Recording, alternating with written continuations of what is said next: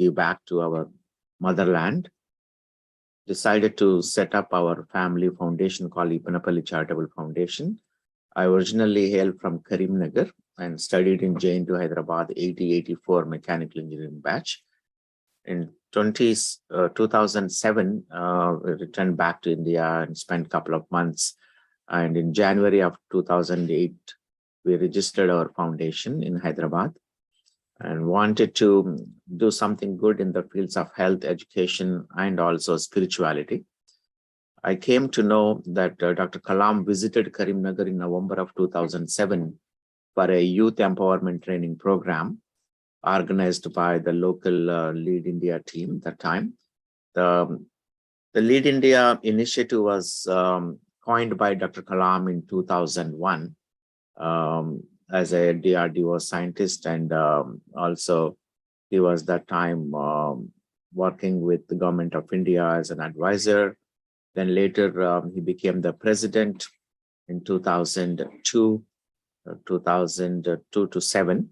And during that time, he consolidated that in a much bigger way with a Vision 2020 to see India as a developed nation. He created a roadmap with well-defined milestones with full clarity on how to achieve them. And it was funded about $300 million by the government of India during that time. Vajpayee was the prime minister.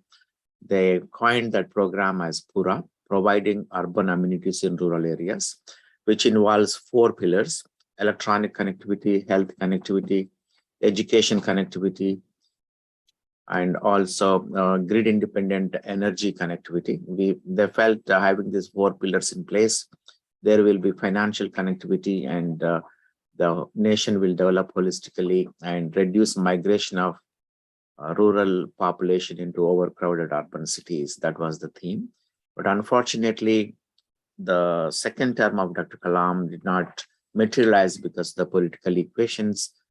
Sonia Gandhi's Congress government came into power on the next 10 years under Manmohan Singh's ruling. This entire Vision 2020 was put under the carpet.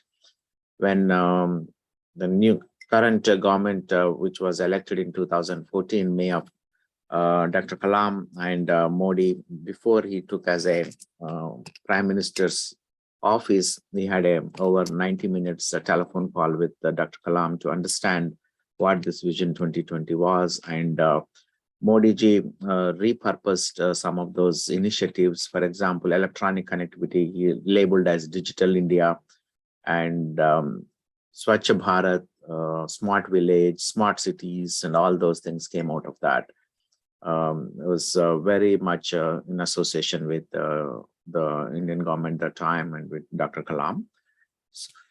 So when the United Nations was preparing to launch the Sustainable Development Goals, the Lead Foundation took the initiative to organize an event in USA in association with the United Nations Sustainable Development Department.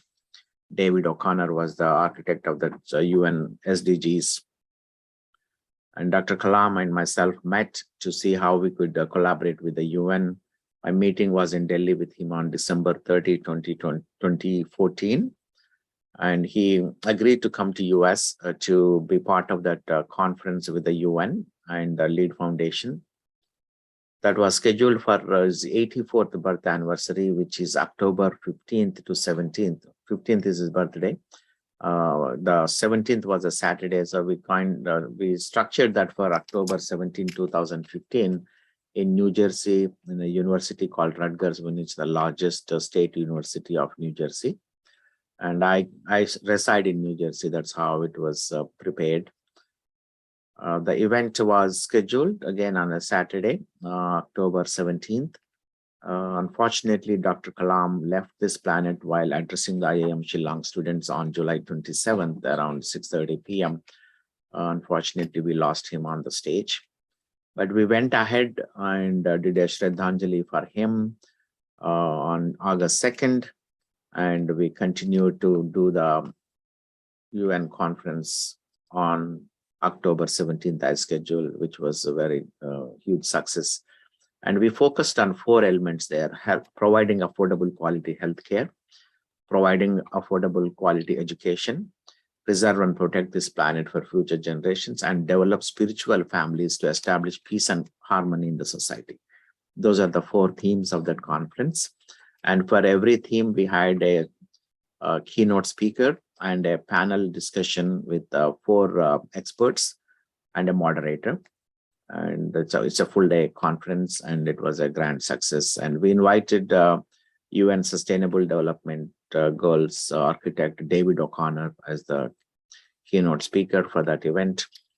And for the spiritual session, we invited Aga Khan Foundation, BAP Swaminarayan Organization, and Sri Sri Ravi Shankar's Art of Living in those lines. And for every session, there's an expert panel of speakers from different walks of life in different parts of the world. So after that, we decided to continue this journey, and we refined it further. And we are focusing now on 4 areas: health, education, environment, and agriculture. So we felt these are the 4 cornerstones to continue to exist on this planet. And we need to work in harmony to bring these 4 things into the society, and also bring technology and innovation so that these things can be sustained, and also with efficiency and also effectiveness, and enable people to end their living respectfully also by bringing some innovative ideas to implement these solutions on the ground. Taking this journey further during the COVID times in 2020, we organized over 100 different webinars by bringing experts. And one of the landmark event was on October 15, 2020, which was Dr. Kalam's 89th birth anniversary. We held a global webinar with the 10 sessions, each session about approximately 4 hours, continuously starting from India. After that, we went into time zone for Middle East to Africa, Africa to Europe, Europe to North America, then to South America. From there, we rolled around the world to Australia, then came to Japan, Japan to Singapore, Singapore back to India. Because of overwhelming response from many speakers from different continents, we ended up doing with 148 speakers from 47 different countries. And I was continuously on that 40-hour marathon, and that event ended up in the World Book of Records. Then we continued the same webinar concept because we could not have physical meetings in 2021 as well. And we also identified one area to empower women and promote women, to inspire and motivate others. So we decided to honor all the power women in 2021 March 8th in Bangalore. Honored 111 women in 111 minutes, which was in the World Book of Records. And then we continued their journey in 2022 also in Shilpa Kala Vedika in Hyderabad. We did honor over 275 power women who were like frontline workers, like doctors, nurses, and social workers, and eminent personalities who made a difference and contributed into the development of women, youth, and also social transformation in the, again, technology, high achievers, and some youngsters who excelled in their life. For example, Purna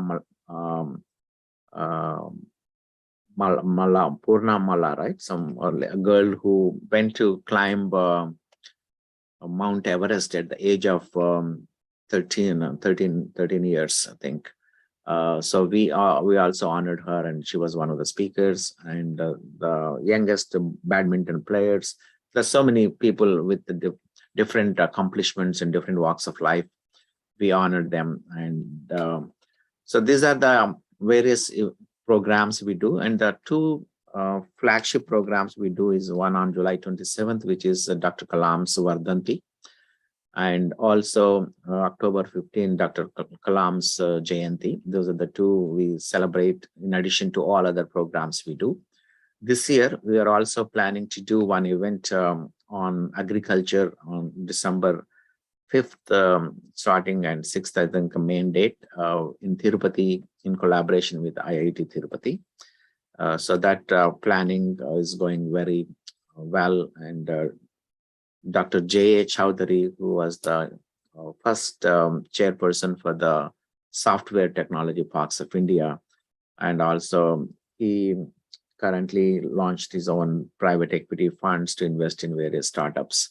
He is chairing that conference. The committees with proper eminent members, and on the advisory board we have the chairman of the NABARD, the bank that finances the agriculture sector in India, people of that nature, and National Institute of Rural Development chairman. All those people were inducted into the advisory board to guide us in organizing that conference. And next year onwards, we are planning to do every quarter one event of such things on our 4 pillars: health, education, environment, and agriculture. So this year we are launching agriculture one in December. So that is in a nutshell what we are planning to do. Coming back to this next week's July 27th event, it happens to be Dr. Kalam's Vardhanti. And that's how we are planning to do on this, since he was speaking on the topic of creating a livable planet Earth while addressing the IIM Shillong students. So we took that as a theme for this upcoming conference. And that's where we would like to invite director of IIT Hyderabad to be part of that, to address the gathering. It's a webinar, since we still feel not safe to have a large in-person events to the safety of the attendees. So we decided to go with the webinar. And the October 15th, hopefully by the time things will clear much better, we will be hosting an in-person event.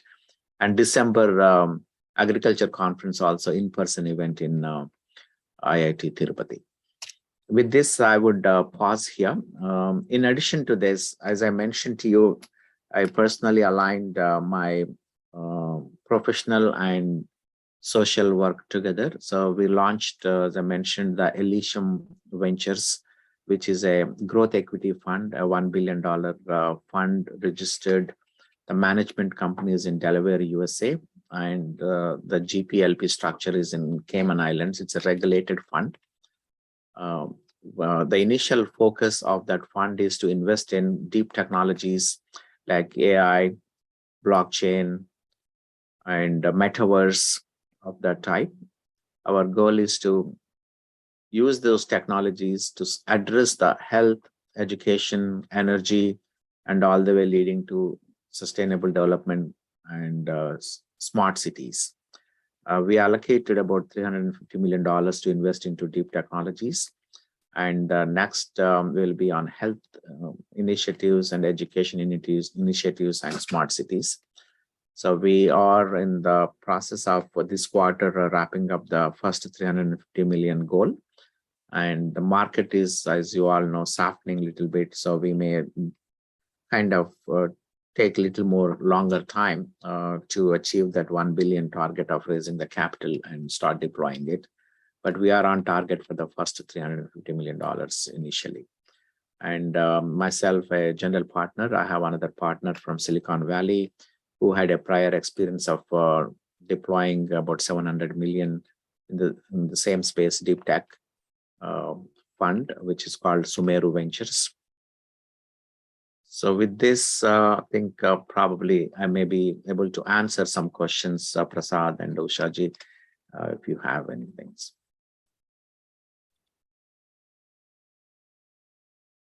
So one more thing I can add is personally, my experience has been over 30 years I spent on Wall Street, worked for 4 major banks, started with Credit Suisse, then moved on to Merrill Lynch, from Merrill Lynch to BlackRock, and from BlackRock to Bank of New York Mellon. Joined them in 2007 August and left them in December of 2018. It was a conscious decision to put an end to my professional career and launched this private equity fund.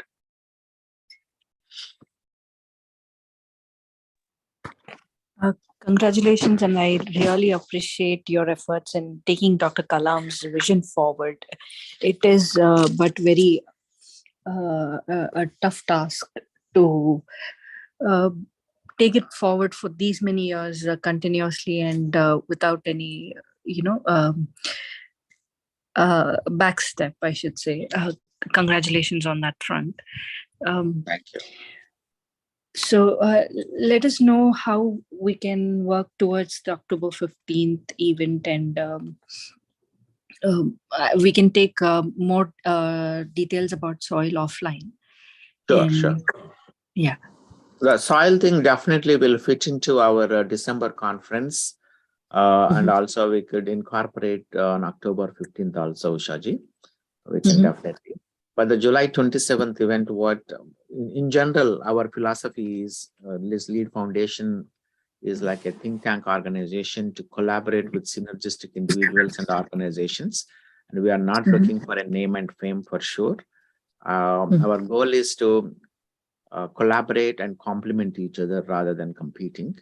And we do Sure. have some people who are jealous or whatever. Dealing with some of those people trying to put us down, but that's not going to stop us from, because if you look at a ECG graph, it goes up and down. If it's a flat line, the person is pronounced dead. So we like those challenges, and sometimes we need to face those challenges. What happened was Certainly. when we did this Power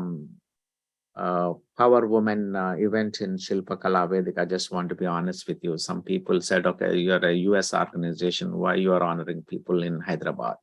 So that's some people questioned it, and it was a bit uncomfortable when we are trying to do some charitable work. Still, but I'm glad there's a competition and questions coming, but we are ready to face those things. We are here to give. Personally, I have no intent of coming to Hyderabad or India to contest in any election or anything like that.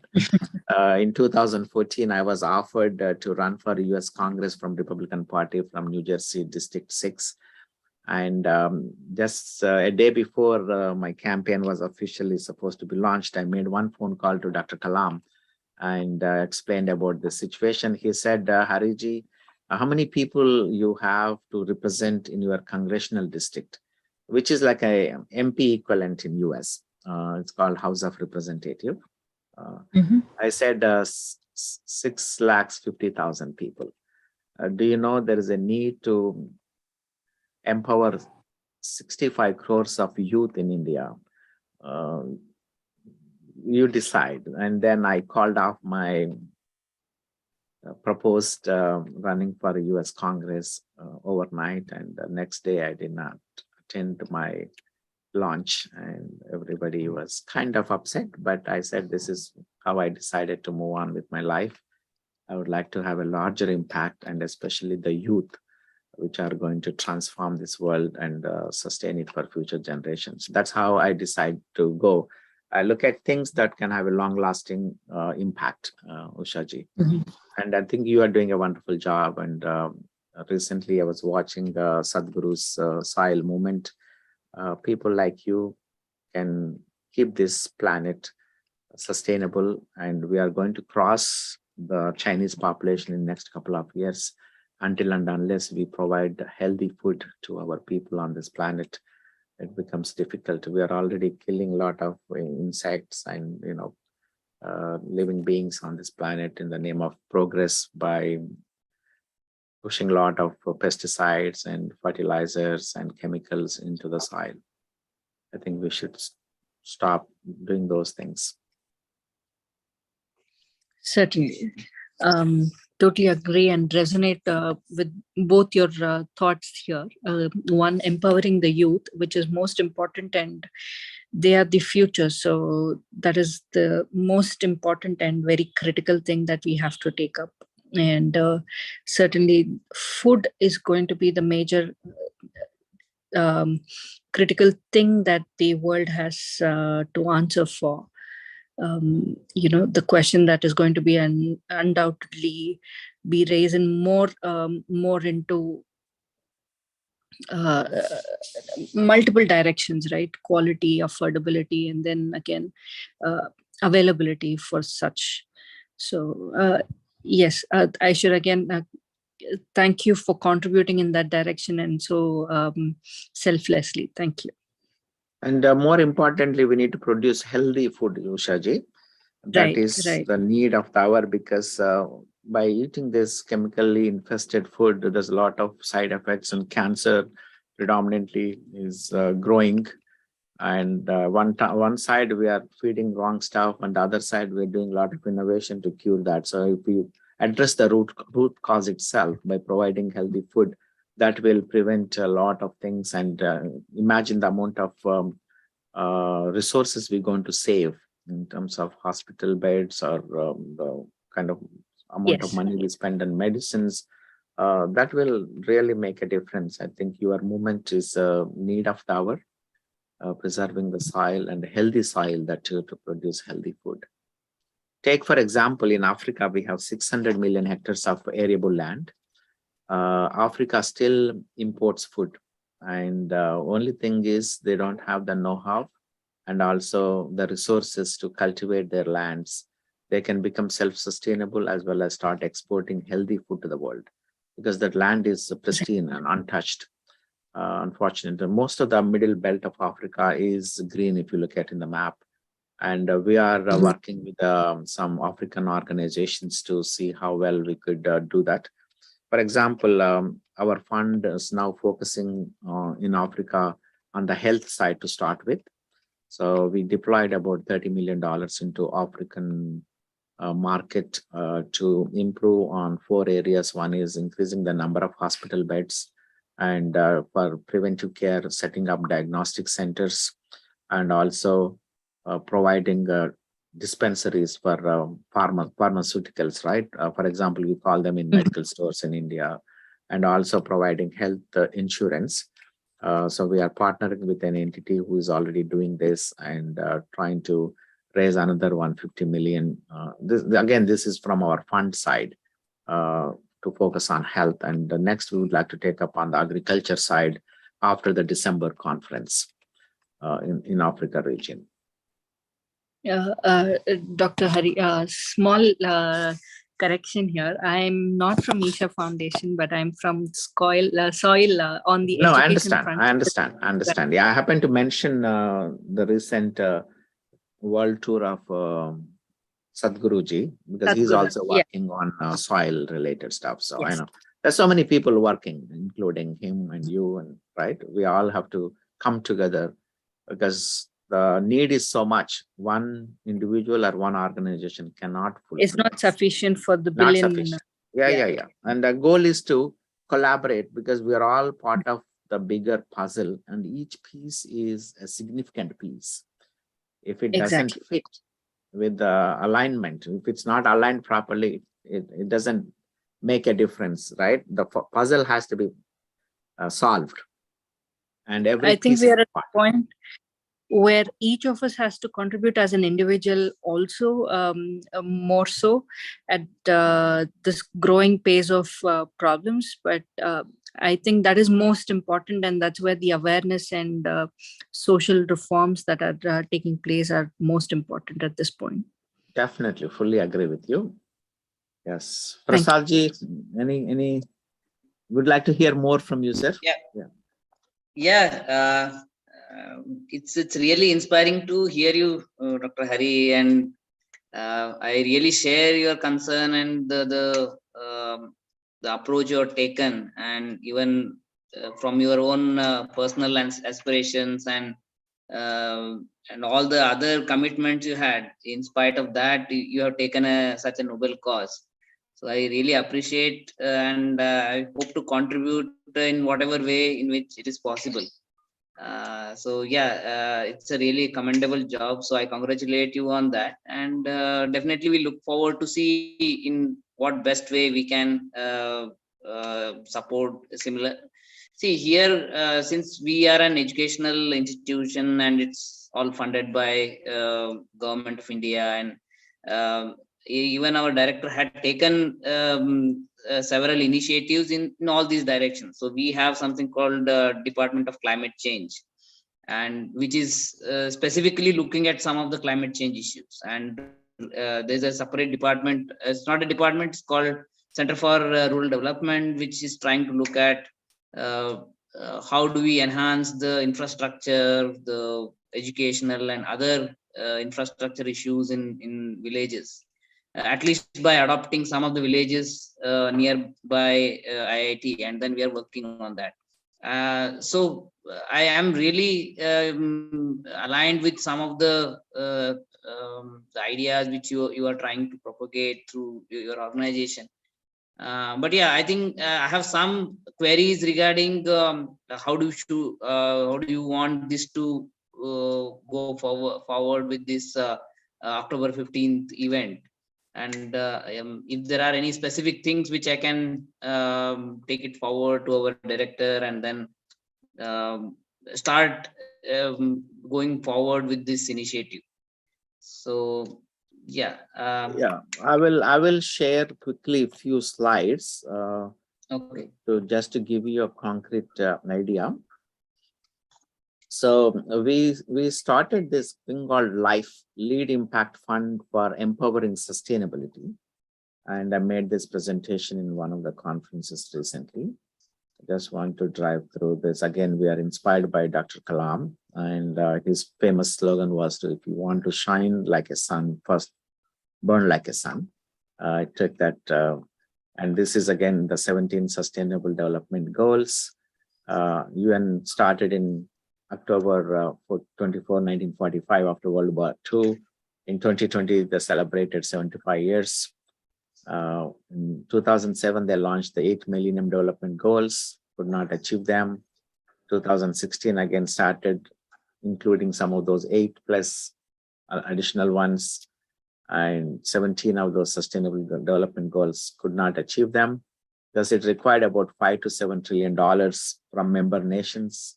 And as you all know, every member nation depleted their funds to address their COVID-related initiatives from the last couple of years.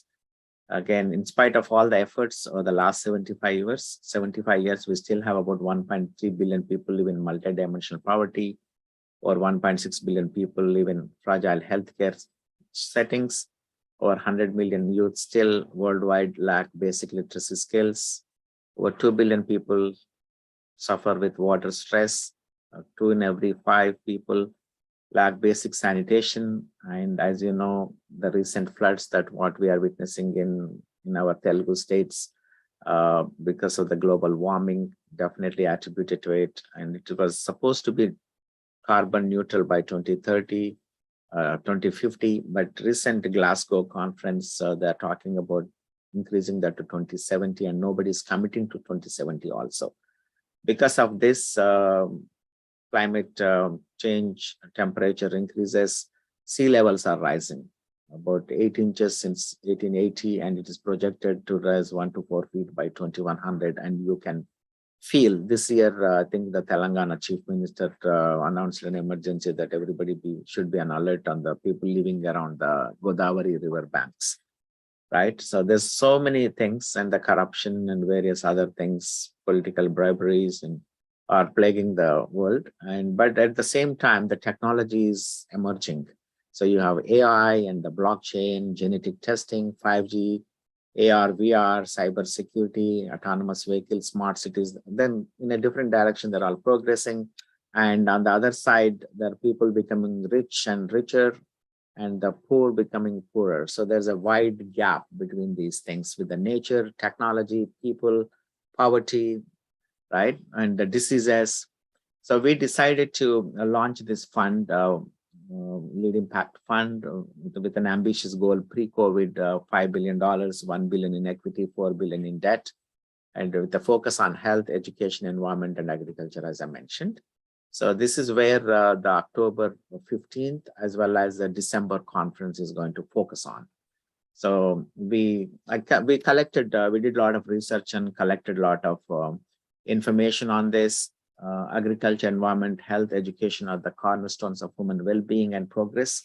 and growth and development in each sector has an unassailable spillover effect on the other three. So that's how we decided to stick to these four. We cannot solve every problem of the world, but we would like to understand and address the core of it. We can keep people healthy, we can keep people educated, if we can make this environment sustainable so that we can live on this planet.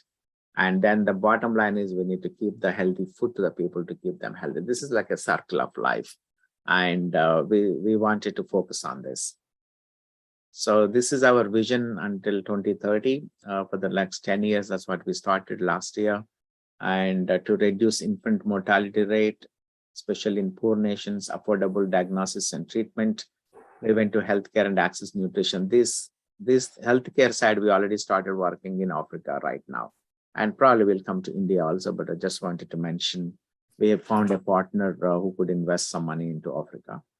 Then on to the agriculture side, which we starting in December, modernization of smallholder agriculture, employment and empowerment of youth and women, innovation and R&D in agriculture and biotechnology. And coming into the environment side, mainstreaming eco-friendly consumer goods. For example, reduction of plastic usage in daily life. Plastic and styrofoam, those are major culprits where they don't degrade and they're carcinogenic. So if you could increase the awareness in every family to reduce usage of plastic and styrofoam, that will, with a focus on for health reasons and also environmental reasons. Those are the campaigns can probably help. And carbon offsetting, climate smart energy solutions, which we are already seeing that, right, with the battery operated mobility and also compression air. Then you have hydrogen fuel cells, a lot of things. I think IIT may be doing a lot of research in this area. For example, recently I was in Europe, south of France, a place called Nice. So I visited a plant which is funded by Tata with compressed air.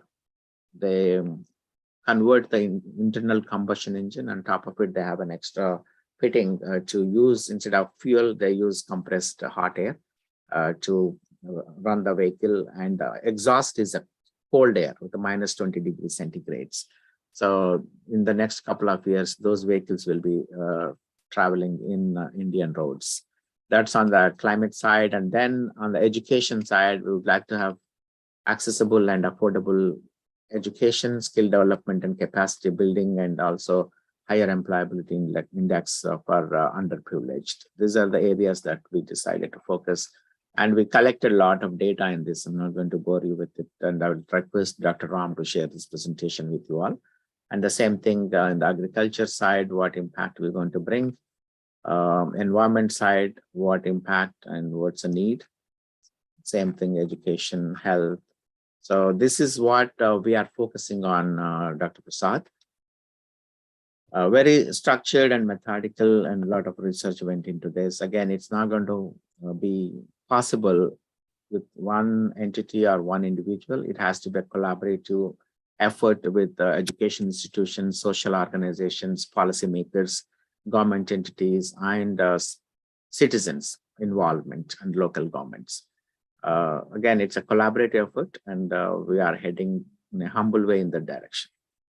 And we would like to partner with you, with IIT in this, whatever way as an NGO. Yeah, so I see there are a lot of synergies and overlaps in terms of the approach, and maybe we can also discuss that later in terms of the initiatives taken by IIT to engage with these technologies. Say you mentioned about blockchain, AR, VR, AI, etc. So many of the startups which are incubated here at IIT Hyderabad are also looking at these technologies and their impact on in different industries. And there is a separate incubation center called Center for Healthcare Entrepreneurship, where they're primarily looking at healthcare issues. So I think somewhere there's an overlap, but I see that in terms of agriculture, and there are some fields where IIT is not that strong in that sense. But there are We are working areas with the ICRISAT on agriculture side Yes. primarily. Yeah. yeah. So yeah, geographically it's close by to IIT Hyderabad, so we know that. So maybe if there is some possibility in terms of collaborating with ICRISAT also is something which we can look at. Sure. Dr. Ram can coordinate that meeting with the ICRISAT head and your director, definitely. And, we have Mr. Bharat Maharaj, the general manager of Pratt and Whitney, and also he is the chairman for Engineers Without Borders India. I think Professor Prasad, you might already know Bharat Maharaj, maybe. Bharatji, the idea is to have a kickstart session on our education conference and understand what could be our topics and sub-themes for the quality, to achieve the quality education. I request to share your thoughts, sir. I'm outside, sorry for the disturbance. I go on mute, kindly take it forward. Okay, so good morning, those who are there in, I think Hari is there, Dr. Hari is there in US, and good evening everybody who is here in India. As Ram introduced, I am chairman of Engineers Without Border. That's an NGO, started there in US, and since 2005, we are here in India. And also I always wear two hats. So in fact, I earn my bread and butter from my day job. That is, I'm general manager of Pratt and Whitney, and take care of engineering here in India as well as here there in Singapore. So since last several years, even while this CSR activities, it started I think 2014. But we are here in Hyderabad, Bangalore since doing our engineering stuff through our suppliers, and that's since 2001. And all our activities related to community and helping the underprivileged students, it started since 2004. But to be specific, what we have done in education areas, we started one initiative that is e-learning center. We realized at that time, since we are supporting boys orphanage and girls orphanage, so we thought of doing something for their education apart from meeting their day-to-day operations and donating money. And at that time, I thought of to concentrate on their education. And since all these students, they go to government school, in 2011, while we were engaged with other projects, I came up with the idea about this starting e-learning center in the government schools. The first school we started e-learning center is there in Godavali village, Jila Parishad High School in Hyderabad outskirts, where these orphan students, they go for study. After doing a lot of infrastructure building, construction, for two-story building and all those infrastructure, when the headmaster asked for science and math teachers. So at that time, I gave this proposal of starting e-learning center. I do not know when I gave that one at that time, except e-Seva in Hyderabad, I had never heard anything related to e-learning center. But after 15-20 days, I came up with this idea. I asked, give us a room, we'll convert to e-learning center. We'll give computer, projector, and connect to internet, and give all the related course materials in digital form. Also the reference materials in digital form. At that time, University of Connecticut students from US, they had come. So I asked them to go through some websites where you get course materials of different science and math subjects from class 3 to class 10. At that time, they helped to segregate some reference materials, and I took the feedback from the students and the teachers from that school. So they are very much excited, telling that even the teachers first, they said that, we have passed out last 25, 30 years before, and many things have come into place. And most of the things we do not understand. Even we do not understand, that's the exact language what they had said. Now with this e-learning center, we have clarified our doubts. And when we take the students to these e-learning centers, they are excited. And when the reference materials are there is nothing which they cannot understand. Even the UConn students, they helped us, downloading some materials from the Khan Academy and other, the websites which are world-class course materials. So with the feedback we got at that time in 2011, I thought at that time, so I think this is the best kind of feedback that we have got. So we should go ahead with building as many e-learning centers as possible. So now, as I speak, we completed 121 e-learning centers in government schools. That's in Hyderabad, Vizag, Bangalore, and Mumbai, and some few in other states. So that's one key projects we have taken up, and we are still continuing. Some companies, they have come forward to sponsor those projects. Mostly Pratt & Whitney has sponsored most of the learning centers. So that's about education. Apart from that, we have done a lot of things for this, the orphanages. We have established several rainwater harvesting system, because in Hyderabad, as all of you know.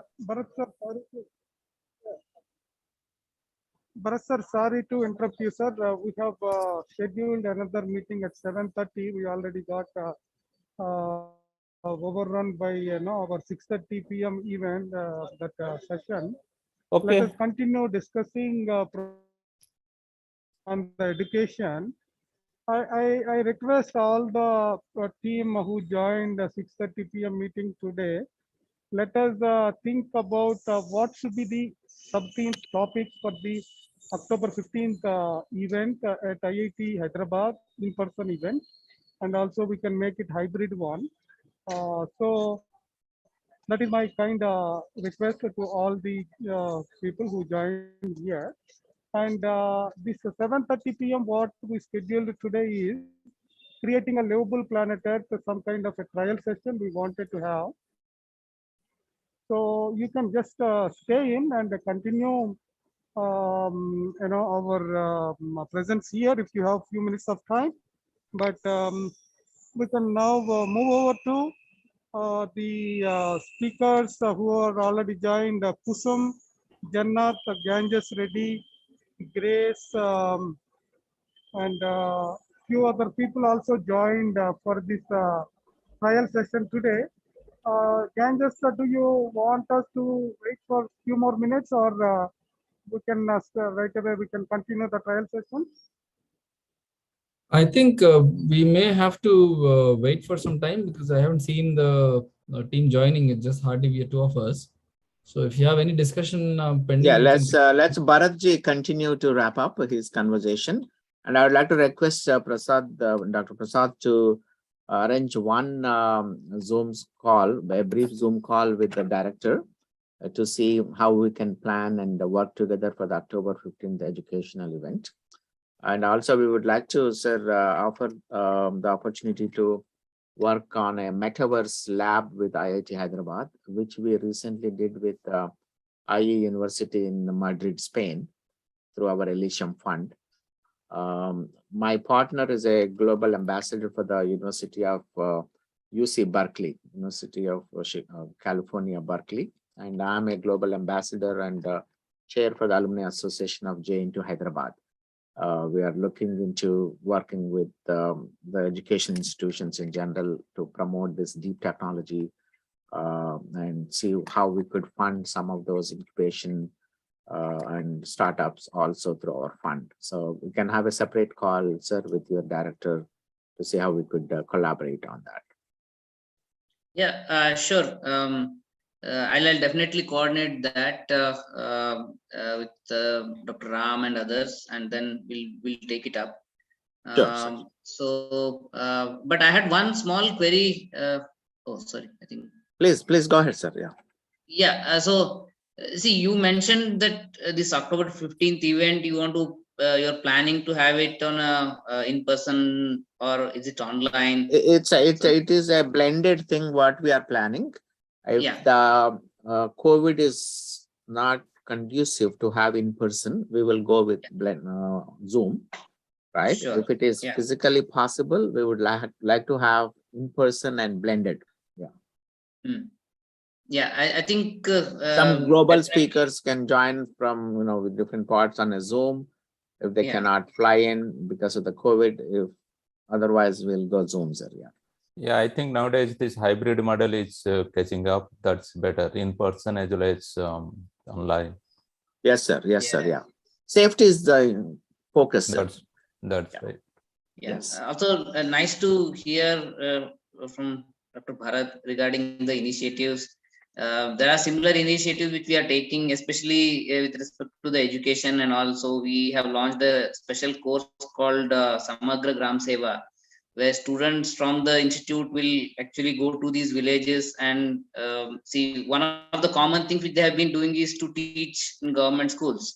But now they are also trying to look at other issues which are unless they go and visit the village, be there in that environment, they will not be able to appreciate the kind of challenges which are there in the villages. So that is one initiative which we are taken, and especially the e-learning part, which is also we are doing as part of our other initiatives like NSS and Ek Bharat Shresth Bharat, etc. So yeah, nice to hear from you. Hopefully, we'll try to catch up on these initiatives in future. Yeah, sure. Definitely, sir. Nice. Pleasure meeting you, sir. Yeah. Thank you. Thank you. I'll connect with you separately by Sure. talking to our director. Okay. Sure, sir. Yeah, Thank my you, sir. request- Thank you. Yeah, my Yeah. request Thank to you. all of Yeah. you, because we are focusing on July 27th event, and you're already partners of this event as well.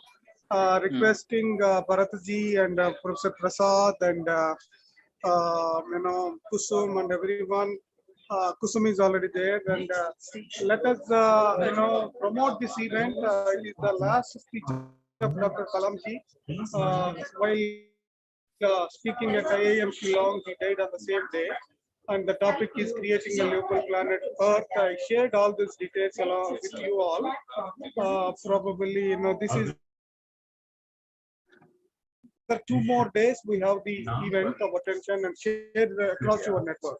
Yeah. Thank you very Ram Garu, since Ganges is already here, let him drive the next session at right now, since you are outside. Ganges, please take over, sir. Thank you very much, sir. Good evening, everyone. I have some bandwidth issues for the internet, so I have to be off the video. Well, we have Grace here and Kusum here. We are waiting for a few more people to join. The session starts, for the others that are not aware of the schedule, the session is on Wednesday this week. Session starts at 6 p.m. India time and 8:30 Eastern time. So that goes about 4.5 hours with 4 different sessions that we are organizing. With the opening session with about 7 people sharing their thoughts on creating a livable planet.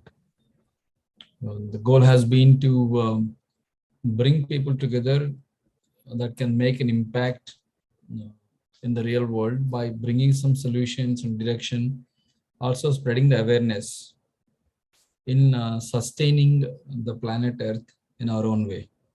So it's a great initiative. We hope to begin with the small steps and then eventually make a decent dent in the sphere with our activities and actions. So I have Kusum here. So probably we can begin with her while others join. Kusumji, good evening. How are you? I'm fine. Thank you so much. Good evening, everyone.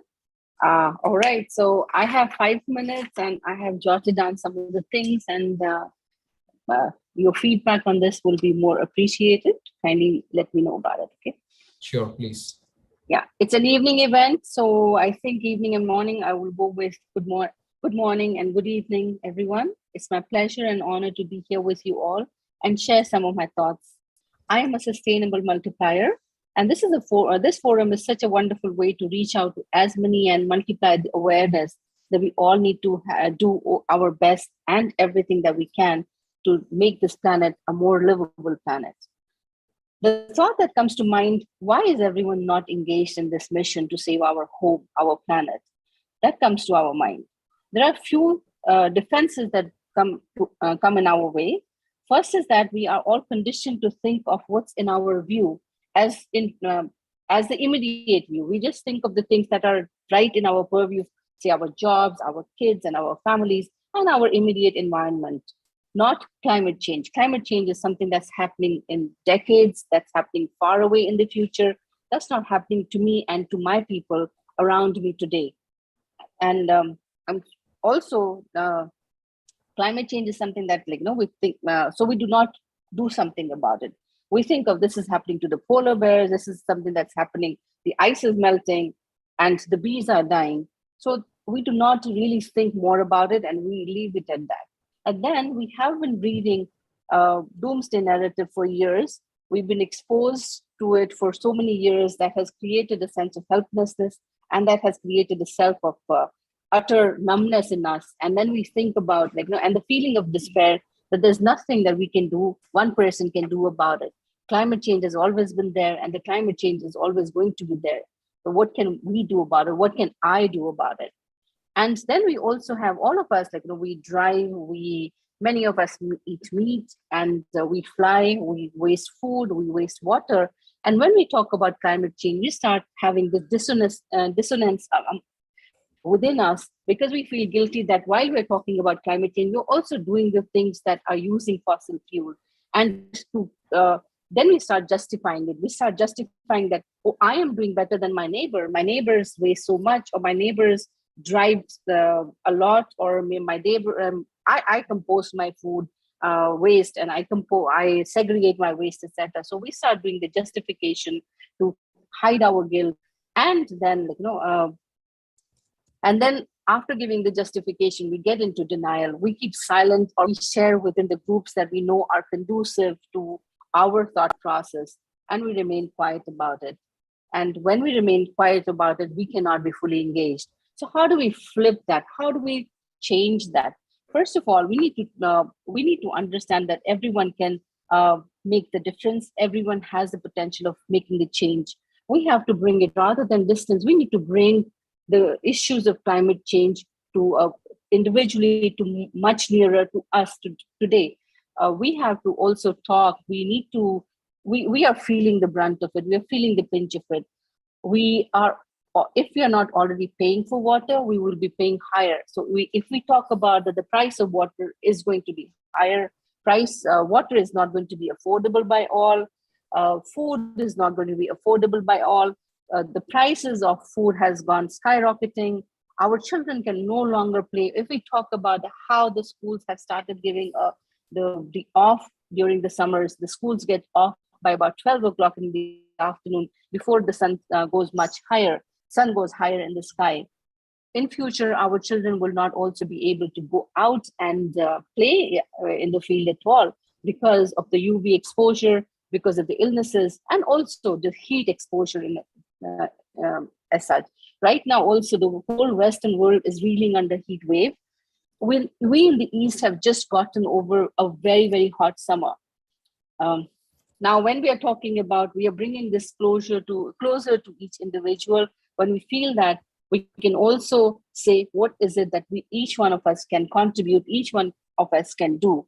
We can all talk about how we can repurpose or reuse the things. It's something that each individual can do. When I'm stepping out of a room, I can switch off the light, I can switch off the fan, I can stop wasting my food, I can carry a plastic bottle. Instead of a plastic bottle, I can carry a bottle with me. I don't have to I can buy in bulk so I can save on the packaging. These are the tiny little things each one can do. We can talk about it, and we can actually talk about it. I do that with the schools. I take on the sustainability awareness programs with the schools, and with the children, I am talking about what are the tiny steps that they all can make in their lives. And in turn, they can also talk to their parents that how they can bring those changes.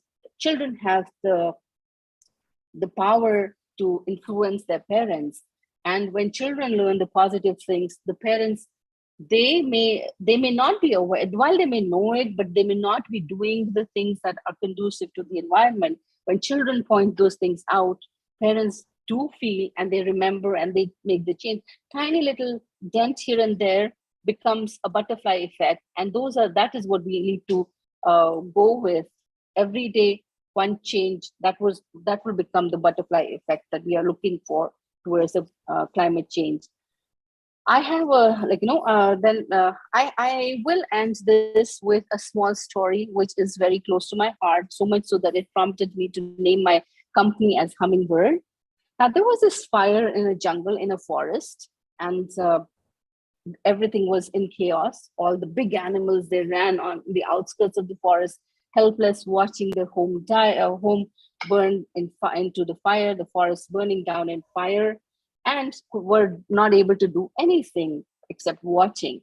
And there was this little hummingbird, small little bird, that did not want to just watch the forest burn down.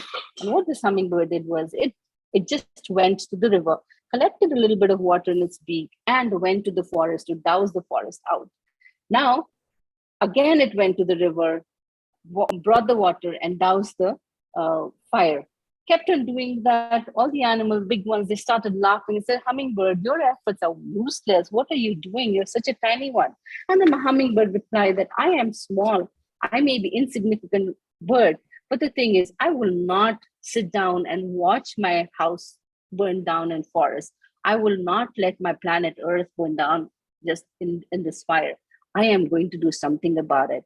I will do what is that I can do. I will do the best I can.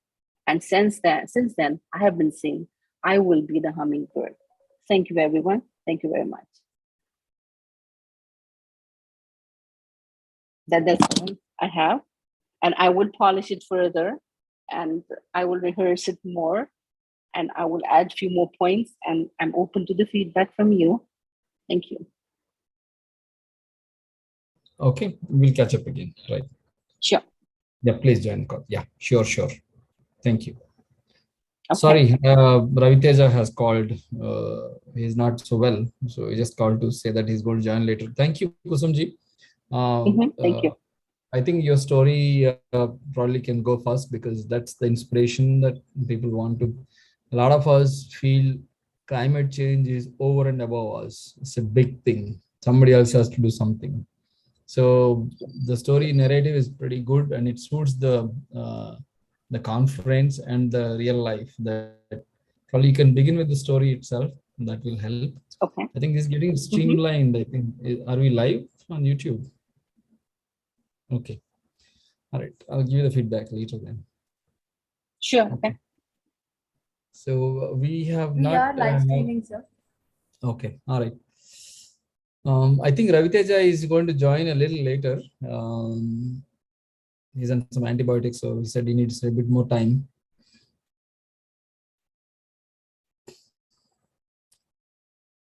So idea was to integrate the speakers. We wanted to go on a trial run to see how this whole thing comes together. Is someone watching live? Checking on live how it's going?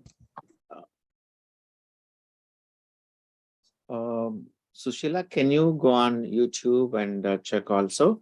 And one more thing you would like to observe, Ganges, is their video and audio and their screen presence and positioning themselves properly.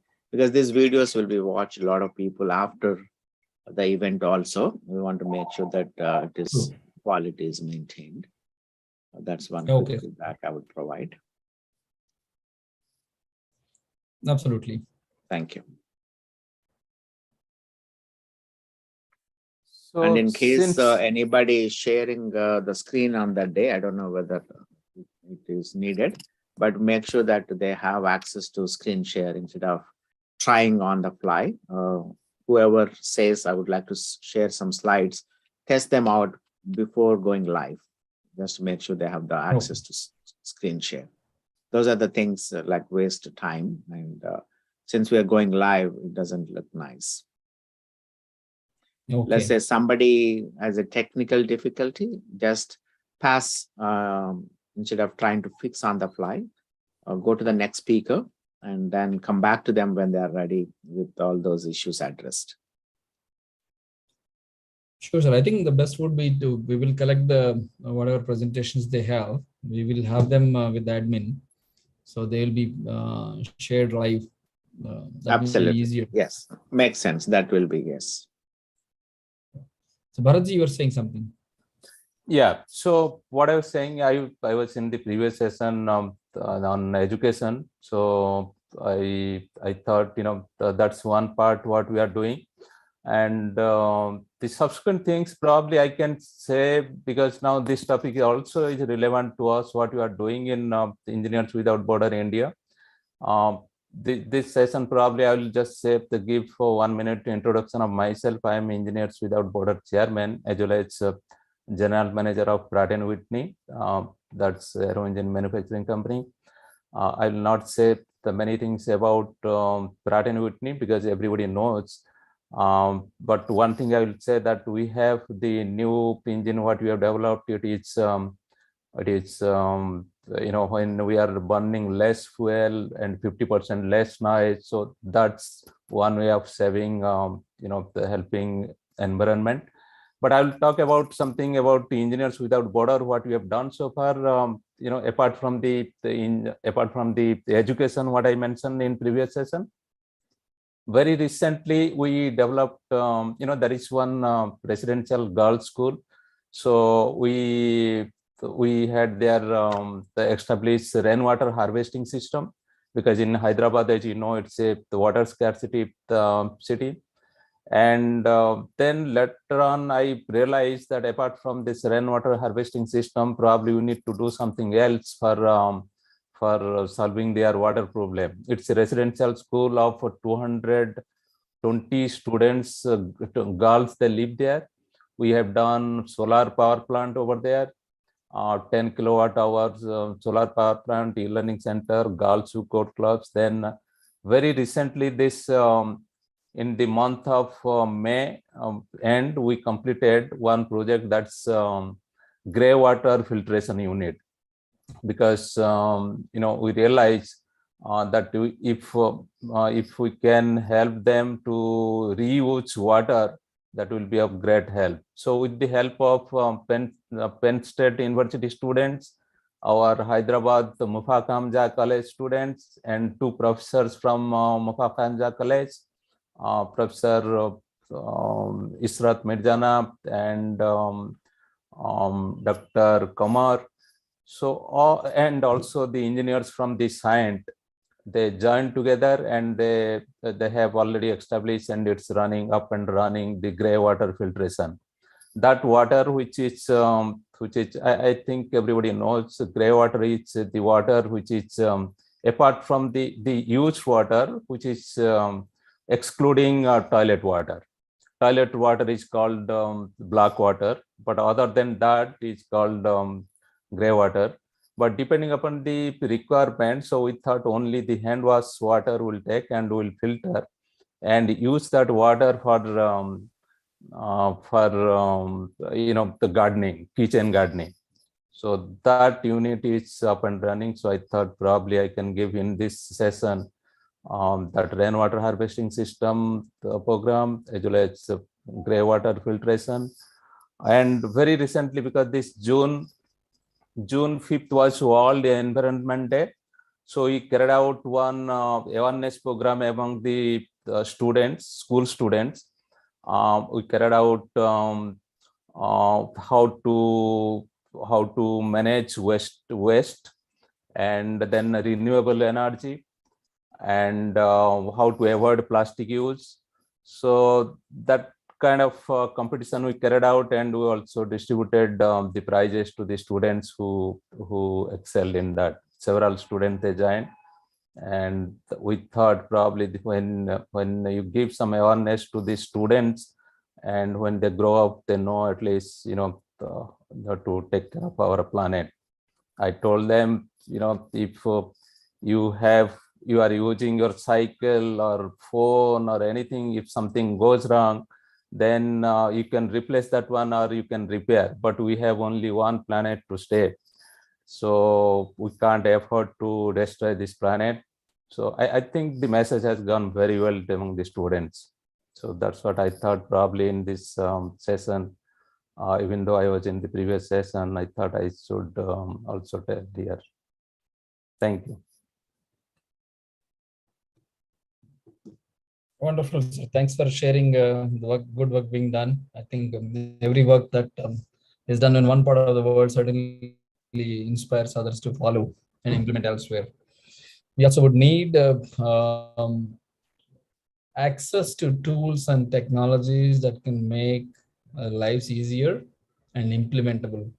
So the more the people aware of how it has to be done, and we can bring affordability to things, I think that's when the change will be accelerated.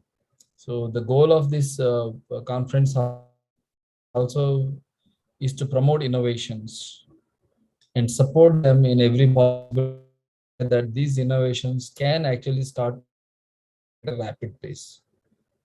So the both awareness, then the solutions, then the will of the people to do it.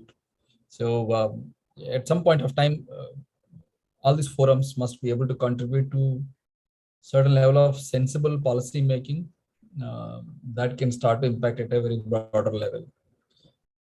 Also, we feel the information gap heavy today on many counts, that in spite of having such a broad social media presence, a lot of things are not being reaching people.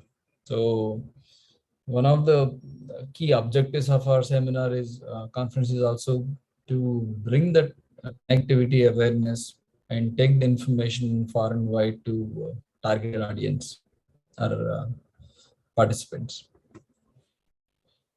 Well, now not having our other speakers on board, I'm not sure what else can we discuss, but because of my bandwidth, I'm unable to see what's happening on the YouTube. Grace, do you see everything is all right there? Yes, sir. Okay, the audio and Yes, video. sir. The audio is fine. The quality is also fine with respect to the live streaming. Okay. I don't see any No. technical glitches as of now. Okay, all right. Fine. So that's pretty much for now. Ram, unless you have anything else, we can probably disengage and connect offline. Yeah, Ganges, sorry, I'm outside and you see some disturbance. My request to you, please reach out to Mr. Bharat Maharaj, and he has a vast network. And we have just a couple of days how to promote this event further. Sure. He has a reach of 100 plus engineering colleges and already well connected, and also to some let us intensify our reach to the participants as well, while we are motivating or activating our speakers to get them onto these calls and meetings. And can we do this tomorrow again? Can we do this tomorrow again, 7:30 p.m.? Absolutely. We must do it. Yes, we can. Next 2 Yeah. days. Yep. Yes, we should. All right. Harigar, any suggestions? Otherwise, we'll connect offline. As this is live streaming, I don't want to have. Oh, yes, definitely. Wonderful. Thank you, Ganges, and look forward to talking to you offline as needed. And also on the 27th, I'll be ready. Thank you. Great, sir. Thank you so much. Thanks, everyone. Good night, Raj, everybody. will- Thank you. Nice Thank meeting you, you. everyone. Yes. Good night. Bye. Bye-bye. Good night. Thank you. Bye-bye. Thank you all. Thank you all. Thank you very much. Yeah. Thank you, Prabhat. Thank you. Thank you, sir. Bye-bye. Thank you, Grace. Thank you so much. My pleasure. Bye-bye. Raj Menon just joined. Raj, welcome. Yeah. Good night. I've been on for some You have time. any? Yeah, no problem. Raj, do you have any? No, no, yeah, I've been on some time. I heard Bharat Maharaj speaking. So yeah, that's good. That's good. We are good. Yeah. Excellent, Raj. We will connect offline. Thank you very much. Right. Thank you.